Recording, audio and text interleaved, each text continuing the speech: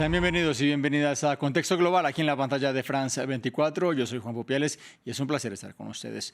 Comenzamos con nuestros titulares. Cuarta noche de protestas en Estambul. Miles de personas se manifiestan a las afueras del Palacio de Justicia en rechazo al arresto del alcalde de la ciudad, Ekrem İmamoğlu, opositor al presidente Erdogan. Espera una decisión después de haber sido interrogado. Después de 38 días de hospitalización lastrado por una neumonía, el Papa Francisco será dado de alta este domingo, anunció el Vaticano. De acuerdo con la Santa Sede, el pontífice saludará a los fieles desde la ventana de su habitación antes de abandonar el centro médico.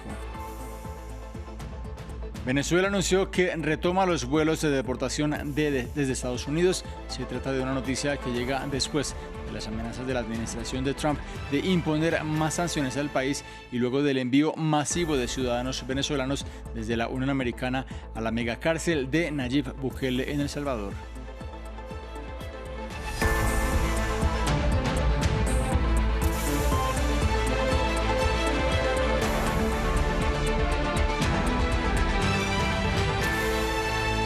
Hay revuelo en varias ciudades de Turquía. Decenas de miles de personas marchan en rechazo al reciente arresto del alcalde de Estambul, el opositor Ekrem İmamoğlu, en la que ya es la cuarta noche de movilizaciones.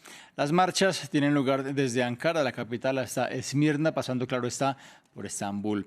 Una multitud se congrega a las afueras del Palacio de Justicia de esta última ciudad, en donde ya İmamoğlu compareció por primera vez ante la justicia desde su captura el miércoles y fue interrogado durante 5 horas. Se lo acusa de terrorismo y de corrupción, algo que el alcalde negó este mismo sábado.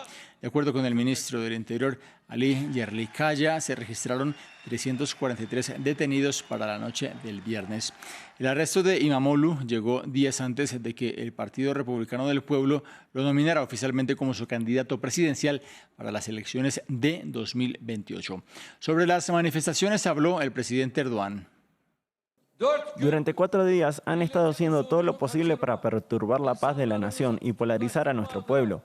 Atrás quedaron los días de tomar las calles, llevando consigo a organizaciones de izquierda, marginales y vándalos y señalando con el dedo a la voluntad nacional. Los días en que la dirección de la política y la justicia se determinaba a través del terrorismo callejero son algo completamente del pasado con la vieja Turquía.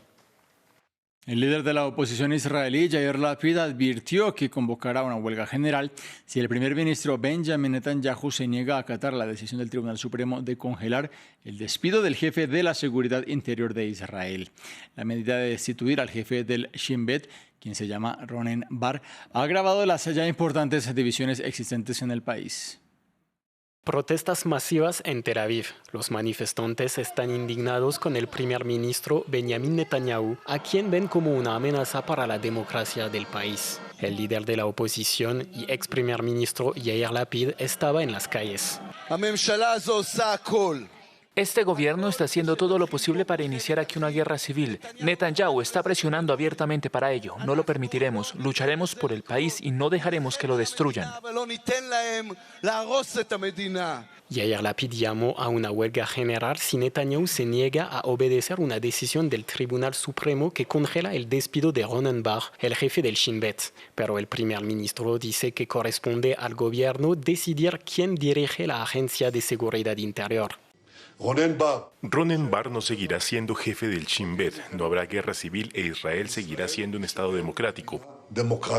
La fiscal general Gali Baharav Miara dijo el viernes que Netanyahu no puede nombrar un sustituto tras la decisión del Tribunal Supremo, pero el gobierno se reunirá el domingo para iniciar un procedimiento de destitución contra ella. La fiscal es una voz crítica de Netanyahu. El domingo también está prevista una manifestación contra su destitución ante el Parlamento y cerca de la residencia de Netanyahu en Jerusalén. Mientras tanto, este fin de semana se registra el peor intercambio de ataques entre Israel y el Líbano desde la entrada en vigor de un frágil cese del fuego hace cerca de 4 meses. El ejército israelí lanzó 2 oleadas de ataques que dejaron un saldo de al menos 8 fallecidos en 3 localidades del sur del Líbano, Bimbeil, Tulín y Tiro. Fue la respuesta a un lanzamiento previo de cohetes desde la frontera libanesa, pero cuya autoría no fue confirmada ni por Israel ni por la milicia chiita libanesa Hezbollah, quien niega la responsabilidad de los ataques. En más noticias, desde el Vaticano anunciaron que el Papa Francisco recibirá el alta médica este domingo luego de haber permanecido más de 5 semanas hospitalizado. A pesar de la noticia, los médicos alertaron que deberá pasar al menos 2 meses en convalecencia. Nos amplía Manuela Cano. Júbilo en el Vaticano. El equipo médico del Papa Francisco anunció que el domingo el sumo pontífice va a recibir el alta médica, luego de haber permanecido más de 5 semanas hospitalizado. La noticia de hoy es que el Papa recibirá el alta mañana. Esto es muy importante para todos en el mundo. El Santo Padre, al momento de su ingreso en el Hospital Gemelli, presentó una insuficiencia respiratoria aguda debido a una infección polimicrobiana, virus, bacterias y hongos, que derivó en una neumonía bilateral grave que requirió tratamiento farmacológico combinado. A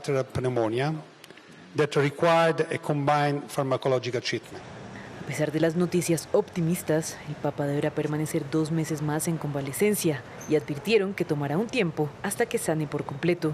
El Papa es propenso a las infecciones pulmonares debido a que en su juventud le extirparon una parte del pulmón. El Santo Padre está siendo dado de alta por convalecencia, una convalecencia de 2 meses. Como todos los periodos de recuperación, deberá continuar la rehabilitación motora que ya ha comenzado y la fisioterapia respiratoria a la que se ha sometido, por lo que el tratamiento continuará.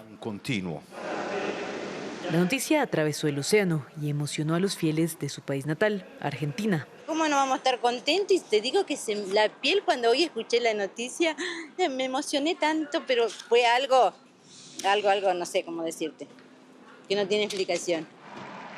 Poco antes del parte médico, se conoció que se espera que el Papa haga su primera aparición pública también el domingo. Vamos a Francia, en donde este sábado hubo marchas a nivel nacional contra el racismo y también contra la extrema derecha. La convocatoria también sirvió para expresar apoyo al pueblo gazatí.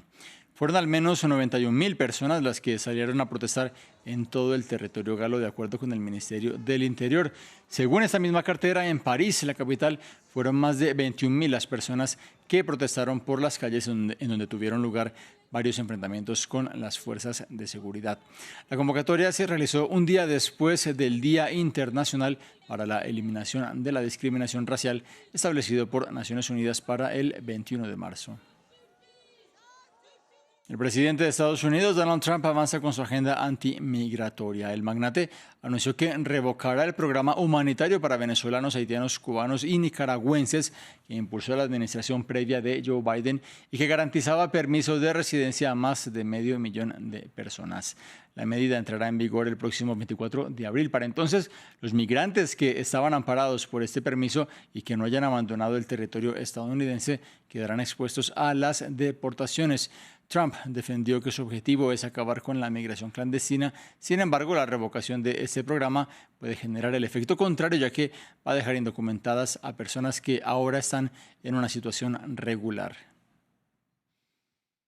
Y en el sureño estado mexicano de Tapachula, donde permanece la mayor cantidad de migrantes que intentaban llegar a Estados Unidos, denuncian el aumento del trabajo informal para este grupo de personas, mientras los migrantes esperan que el gobierno de México regularice su situación para su permanencia en este país. Ampliamos en este informe de Martín Gripo. Vendedores de refrescos o albañiles. En Tapachula, frontera sur de México, el trabajo informal de migrantes está en aumento. Decenas de personas que pretendían llegar a Estados Unidos ahora ven en México una nueva posibilidad de rehacer sus vidas. Sin embargo, la tardanza en la regularización de los estatus migratorios por parte del gobierno mexicano los obliga a vivir el día a día. La difamación, por lo menos yo soy venezolano, soy del estado de Aragua, así como han dicho la gente que el tren de Aragua, como dice todo el mundo. No todos somos unas personas flojas, no somos mantenidos. Yo prefiero trabajar y ganarme mi dinero honradamente que a pedirle dinero a otra persona. Desde que Donald Trump llegó a la presidencia de Estados Unidos y tras la declaración de emergencia en la frontera con México, el futuro para muchos es incierto. Y desde el inicio de la administración estadounidense, casi 25.000 personas han sido deportadas a México, entre ellas más de 4.500 extranjeros. La mayoría de ellos en subempleados, empleándose en la calle, vendiendo, en los mercados de cargadores, ganando 180 pesos de sol a sol, literalmente de 3 de la mañana a 6 de la tarde. Hay muchos migrantes, pero ya están trabajando, ya no andan en la calle, ya andan tratando de conseguir un trabajo. Cuando no los consiguen en un restaurante, van a otros lados, pero los migrantes siguen estando en Tapachula.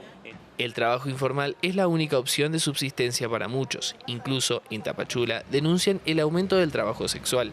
Mientras México sigue en el tercer lugar entre los países con más solicitudes de asilo en todo el mundo. En 2024, el país contabilizó casi 79.000 peticiones de este tipo.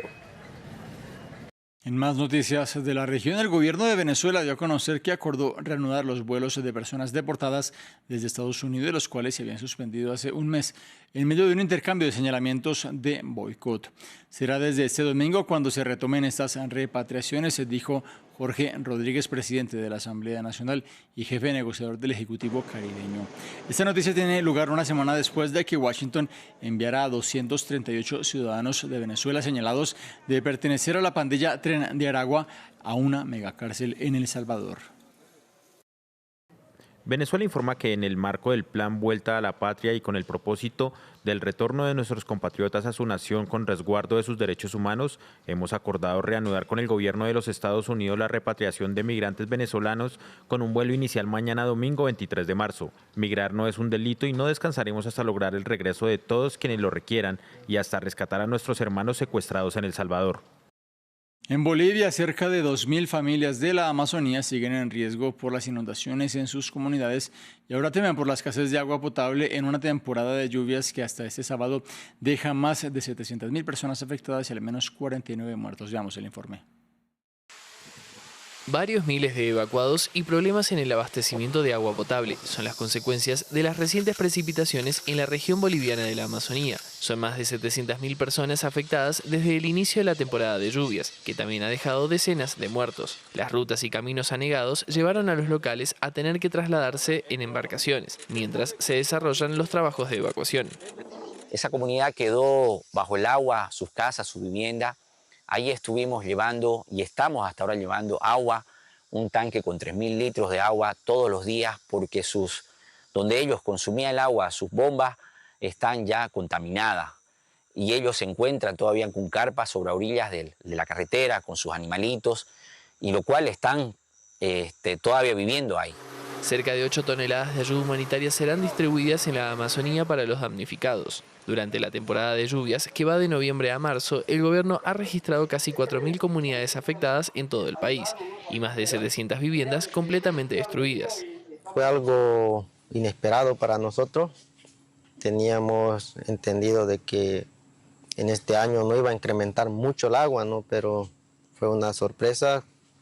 Empezó a llover y llover, 3 días de lluvia y el río empezó a incrementar bastante. Entonces aquí en esta localidad, en el lugar cerca de mi casa, subió menos que el 2014, ¿no? Pero subió como más o menos casi 50 centímetros de agua hasta por acá.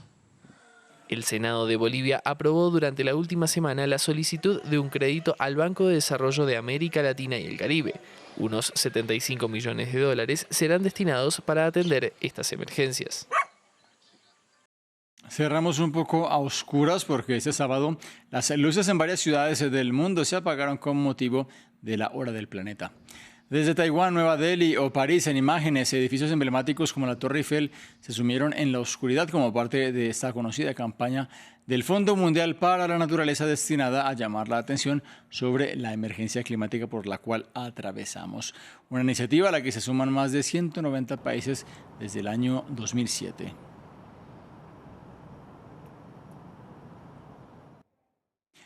Fin del informativo. En minutos más noticias aquí en esta pantalla. También los invitamos a que revisen nuestro sitio web france24.com.